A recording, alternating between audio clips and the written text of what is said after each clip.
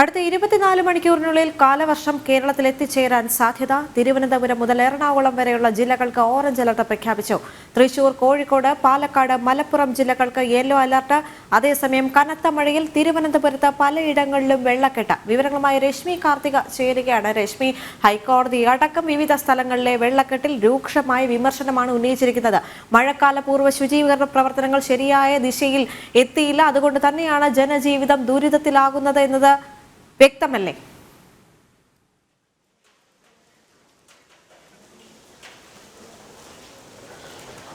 ദേവിക, സംസ്ഥാനത്തെ ശക്തമായ മഴ തുടരുകയാണ്. തിരുവനന്തപുരത്ത് ഉൾപ്പെടെ തലസ്ഥാന ജില്ലയിൽ ഉൾപ്പെടെ മണിക്കൂറുകളായി പെയ്യുന്ന മഴ അത് ഇപ്പോഴും ശക്തമായി തന്നെ തുടരുന്നുണ്ട്. മലയോര മേഖലകളിൽ ഉൾപ്പെടെ ശക്തമായിട്ടുള്ള മഴയാണ് നിലവിൽ ലഭിച്ചുകൊണ്ടിരിക്കുന്നത്. ഇന്ന് തിരുവനന്തപുരം, കൊല്ലം, പത്തനംതിട്ട, ആലപ്പുഴ, കോട്ടയം, എറണാകുളം, ഇടുക്കി ജില്ലകളിൽ ഓറഞ്ച് ജാഗ്രതാ നിർദ്ദേശമാണ് നൽകിയിരിക്കുന്നത്. വയനാട്, കണ്ണൂർ, കാസർഗോഡ് ജില്ലകൾ ഒഴികെയുള്ള മറ്റ് ജില്ലകളിൽ യെല്ലോ അലർട്ടും നൽകിയിട്ടുണ്ട്. നാളെ തിരുവനന്തപുരം മുതൽ കോഴിക്കോട് വരെയുള്ള ജില്ലകളിൽ യെല്ലോ ജാഗ്രതാ നിർദ്ദേശം നൽകിയിട്ടുണ്ട്. വ്യാപകമായ മഴയ്ക്ക് സാധ്യതയുണ്ട് എന്നുള്ളൊരു മുന്നറിയിപ്പാണ് കാലാവസ്ഥാ നിരീക്ഷണ കേന്ദ്രം നിലവിൽ നൽകിയിരിക്കുന്നത്. വരുന്ന 24 മണിക്കൂറിനുള്ളിൽ കാലവർഷം കേരളത്തിൽ എത്തിയേക്കും എന്നുള്ളൊരു മുന്നറിയിപ്പ് കൂടി നൽകിയിട്ടുണ്ട്. ഏതായാലും മഴ വളരെ സജീവമാവുകയാണ്. കടലാക്രമണവും സമാനമായ രീതിയിൽ തന്നെ വളരെ ശക്തമായിട്ട് ഉണ്ടാകുമെന്നുള്ളൊരു മുന്നറിയിപ്പുണ്ട്. ഉയർന്ന തിരമാലയ്ക്കും ശക്തമായ കാറ്റ് വീശുന്നതിനുള്ളൊരു സാധ്യതയും നിലനിൽക്കുന്നുണ്ട്.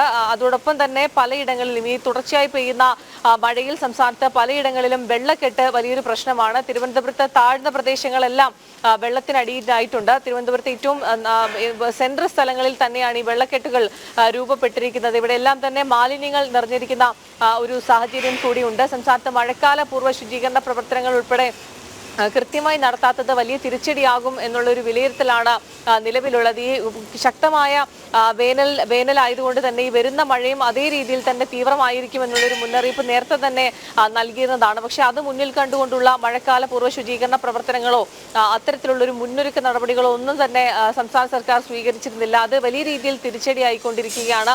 തിരുവനന്തപുരത്തെ ജഗതി ബണ്ട് റോഡ് ഭാഗത്തൊക്കെ കിള്ളിയാർ കരകവിഞ്ഞ് ഇപ്പോഴും ആ ഒരു വെള്ളക്കെട്ട് നിലനിൽക്കുന്നുണ്ട്. വീടുകളിലെല്ലാം വെള്ളം കയറി. പക്ഷേ ആ ഒരു ഇടപെടൽ നഗരസഭയുടെ ഭാഗത്തുനിന്നോ ജില്ലാ ഭരണകൂടത്തിന്റെ ഭാഗത്തുനിന്നോ ഒരു മുന്നറിയിപ്പ് നൽകുകയോ അല്ലെങ്കിൽ ഇത്തരത്തിൽ വെള്ളം കയറുന്ന വീടുകളിൽ നിന്ന് ആളുകളെ മാറ്റിപ്പാർപ്പിക്കുന്നതിനുള്ള നടപടികളോ അധികൃതരുടെ ഭാഗത്തുനിന്ന് ഉണ്ടാകുന്നില്ല എന്നുള്ളതാണ്. ചില ഇടങ്ങളിൽ മാത്രമാണ് ഈ ക്യാമ്പുകൾ, പേരിന് 1-2 ക്യാമ്പുകൾ മാത്രമാണ് തുറന്ന് പ്രവർത്തിക്കുന്നത്.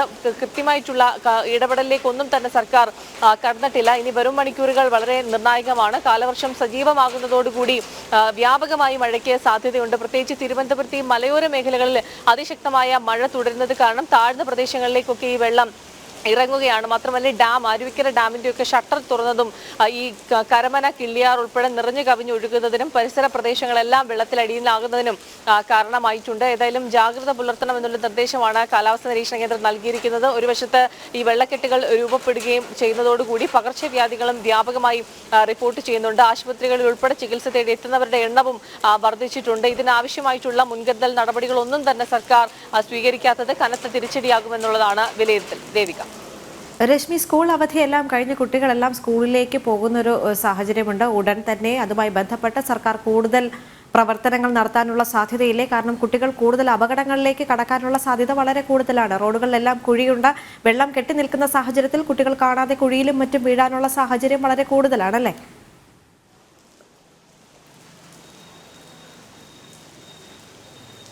തീർച്ചയായും അത്തരത്തിലുള്ള ഒരു സാഹചര്യം നിലനിൽക്കുന്നുണ്ട്. നമുക്കറിയാം, തിരുവനന്തപുരത്തെ മാത്രം സാഹചര്യം എടുത്താൽ ഈ സ്മാർട്ട് സിറ്റി പദ്ധതിയുടെ ഭാഗമായി നഗരത്തിന്റെ എല്ലാ പ്രധാന ഇടങ്ങളിലും ഈ ഒരു വലിയ ഗർത്തങ്ങൾ, കുഴികളാണ് രൂപപ്പെട്ടിരിക്കുന്നത്. ഈ വെള്ളം കൂടെ നിറയുന്ന ഒരു സമയത്ത് അവിടെ കുഴിയുണ്ടോ അല്ലെങ്കിൽ എവിടെയാണ് കമ്പിയുള്ളത്, എവിടെയാണ് കുഴിയുള്ളത് എന്ന് തിരിച്ചറിയാൻ പോലും കഴിയാത്തൊരു സാഹചര്യമാണ്. ഇത് ഉൾപ്രദേശത്തെ കാര്യമല്ല പറയുന്നത്. തിരുവനന്തപുരം നഗരത്തിന്റെ ഏറ്റവും പ്രധാനപ്പെട്ട ഇടങ്ങളിൽ ഏറ്റവും കൂടുതൽ ആളുകൾ പോകുന്ന പ്രധാന വഴികളിലാണ് ഈ വലിയ രീതിയിലുള്ള കുഴികൾ ഉള്ളത്. ഈ അട്ടക്കുളങ്ങര ഭാഗം, കിഴക്കേക്കോട്ട, ഇതൊക്കെ ഏറ്റവും പ്രധാനമായിട്ടുള്ള സ്ഥലങ്ങളാണ്. ഇവിടൊക്കെ വലിയ തിരക്കുള്ള സ്ഥലങ്ങളാണ്. ഈ കോട്ടൺ ഹിൽ സ്കൂളിന്റെ ഭാഗത്തൊക്കെ ഈ സമാനമായിട്ടുള്ള രീതിയിൽ വലിയ കുഴികൾ എടുത്തിട്ടുണ്ട്. അവിടെയൊക്കെ വെള്ളക്കെട്ടുകളും രൂപപ്പെട്ടുകൊണ്ടിരിക്കുകയാണ്. ഏതായാലും ഇനി സ്കൂൾ തുറക്കുന്നത് വലിയ രീതിയിലുള്ള ഒരു പ്രശ്നം തന്നെയാണ്. ഈ സർക്കാർ ഇതൊക്കെ മുൻകൂട്ടി ഒരു ഇടപെടൽ നടത്താതിരിക്കുന്നത് വലിയ തിരിച്ചടി തന്നെയാണ്. ഇപ്പോൾ ഈ സ്പോട്ട് ഭാഗത്തൊക്കെ തന്നെ പ്രായമായിട്ടുള്ള പലരും ഈ കുഴികളിലേക്ക് വീണ് അപകടമുണ്ടാകുന്ന സാഹചര്യമുണ്ട്. അതോടൊപ്പം തന്നെ വാഹനങ്ങളും മറ്റും ഈ കുഴിയിൽ വീട് മറിയുന്ന ഒരു സാഹചര്യമുണ്ട്. ഈ തിരിച്ചറിയാൻ കഴിയുന്നില്ല എവിടെയാണ് കുഴിയുള്ളത്. അതും മാത്രമല്ല ഈ നിർമ്മാണ പ്രവർത്തനങ്ങൾക്ക് വേണ്ടി കമ്പികളൊക്കെ ഇറക്കിയിട്ടുണ്ട്. ഇതിൽ കൊണ്ടും അപകടങ്ങൾ ഉണ്ടാകുന്നുണ്ട്. അതിൽ പൂർണ്ണമായും വാർത്തകൾ പുറത്തു വരാത്തതാണ്. അത്തരത്തിലുള്ള നിരവധി അപകടങ്ങളാണ് ഓരോ ദിവസവും റിപ്പോർട്ട് ചെയ്തത്. മാത്രമല്ല ഈ ഒഴുകി എത്തുന്ന വെള്ളം ഡ്രെയിനേജ് വെള്ളം കൂടിയാണ്, മാലിന്യം വെള്ളമാണ്. അതായത് ഈ ഓടകളും കനാലുകളും ഒന്നും തന്നെ വൃത്തിയാക്കിയിട്ടില്ല. മാലിന്യങ്ങൾ ഈ മഴക്കാല പൂർവ്വ ശുചീകരണ പ്രവർത്തനങ്ങൾ ഇതൊക്കെ നീക്കം ചെയ്ത് അത്തരത്തിലുള്ള പ്രവർത്തനങ്ങളൊന്നും തന്നെ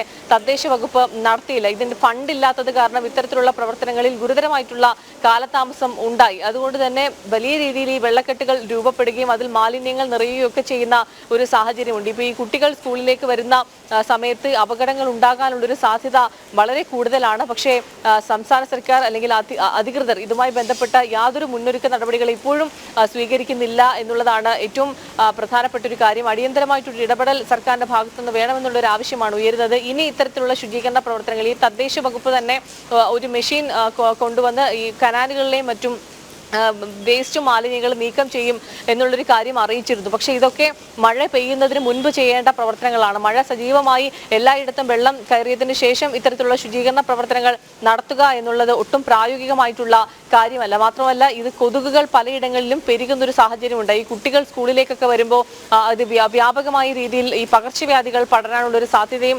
നിലനിൽക്കുന്നുണ്ട്. നിലവിൽ തന്നെ ഈ ഡെങ്കിപ്പനി പോലുള്ള രോഗങ്ങളാണ് ഈ മഴക്കാല പൂർവ്വ ശുചീകരണങ്ങൾ പ്രവർത്തനങ്ങൾ നടത്താത്തത് കൊണ്ട് വ്യാപകമായി റിപ്പോർട്ട് ചെയ്യുന്നത്. ഇന്നലെയും 100 പേരിൽ കൂടുതൽ പേർക്കാണ് സംസ്ഥാനത്ത് ഡെങ്കിപ്പനി സ്ഥിരീകരിച്ചത്. മരണനിരക്കും വർദ്ധിക്കുന്നുണ്ട്. ആരോഗ്യവകുപ്പിന്റെയൊക്കെ ഔദ്യോഗിക കണക്കിൽ ഇത് പ്രസിദ്ധീകരിക്കുന്നില്ല എന്നുള്ളത് മാത്രമേ ഉള്ളൂ. ആശുപത്രികളിൽ ചികിത്സ തേടിയെത്തുന്ന ഈ വൈറൽ പനി ബാധിച്ചും ഡെങ്കിപ്പനി ബാധിച്ചും എലിപ്പനി മഞ്ഞപ്പിത്തം പോലുള്ള രോഗങ്ങൾ വ്യാപകമായി റിപ്പോർട്ട് ചെയ്യുകയാണ്. ഇത് കുട്ടികളിലേക്ക് സ്കൂൾ കുട്ടികൾക്കൊക്കെ പടർന്നു പിടിക്കാനുള്ളൊരു സാധ്യത നിലനിൽക്കുന്നുണ്ട്. ഏതായാലും സർക്കാർ ഈ ഒരു മുന്നൊരുക്ക നടപടികൾ ഈ മാലിന്യങ്ങൾ നീക്കം ചെയ്യുന്ന കാര്യത്തിലോ അല്ലെങ്കിൽ ഈ കുഴികൾ ഏതെങ്കിലും തരത്തിൽ അടയ്ക്കുന്ന കാര്യത്തിലോ ഒന്നും തന്നെ യാതൊരു ഇടപെടലും നടത്താതിരുന്നത് വലിയ തിരിച്ചടി തന്നെയാണ്. മാത്രമല്ല ഈ വെള്ളം നിലവിൽ കയറിയിട്ടുള്ള ഇടങ്ങളിലെ ആ പ്രദേശവാസികൾക്ക് ഒരു മുന്നറിയിപ്പ് കൊടുക്കുന്നതിൽ പോലും അധികൃതരുടെ ഭാഗത്തുനിന്ന് വീഴ്ചയുണ്ടായി. ഇന്നലെ ജഗതി ബണ്ട് റോഡ് ഭാഗത്ത് ഈ വെള്ളം കയറിയ സമയത്ത് രാവിലെ 10 മണി മുതലാണ് ഈ ഭാഗത്ത് വെള്ളം കയറി തുടങ്ങിയത്. പക്ഷേ വൈകുന്നേരത്തെ 7 മണിയായിട്ടും അധികൃതർ ഒരു മുന്നറിയിപ്പ് നൽകുകയോ അല്ലെങ്കിൽ അവിടെ നിന്ന് മാറി താമസിക്കണമെന്നുള്ള നിർദ്ദേശം നൽകുകയോ ഒന്നും ചെയ്യാത്തത് കൊണ്ട് തന്നെ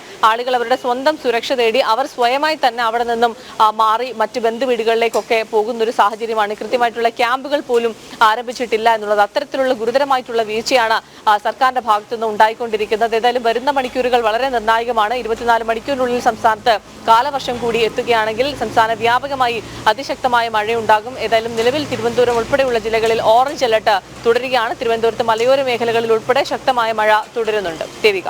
ശരി, തലസ്ഥാനത്ത് നിന്ന് സമഗ്രമായ വിവരങ്ങൾ പങ്കുവയ്ക്കുകയായിരുന്നു രശ്മി കാർത്തിക.